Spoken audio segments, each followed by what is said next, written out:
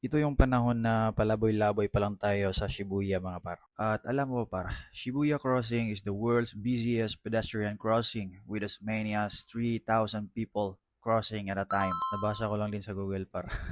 Pero itong mga panahon na to mga par, naghahanap talaga ako ng pabango. At sakto nga mga par, paglabas ko ng station ay meron akong mabangong naaamoy. Ayun pala mga par, meron palang Lush Store dito na bubungad sa'yo pagkalabas mo mismo ng station. Dito nga lang to sa Shibuya mga par. Muntikan ko na nga mapagkamalang cake itong mga displaying sabon dito mga par. Kasi kita mo naman, itsura pa lang nakakatakam na. Pero tamang amoy-amoy lang ang ginawa natin dito mga par. Hindi naman talaga tayo bumili. Bali nagandahan lang tayo sa mga hugis ng sabon mga par. Kaya yun, pabango naman kasi talaga ang sadya natin dito mga par. At ito na nga mga par, meron nga tayo natipuhan na isang pabango. Ito yung Lush Karma. Biruin mo, pabango pala ito mga par. Akala ko yung Karma ng gaba. At dahil nagpapa-free sample din sila dito mga par ng facial scrub. So ngayon, nagpa-facial scrub ako sa kamay. Oo mga par, facial scrub sa kamay.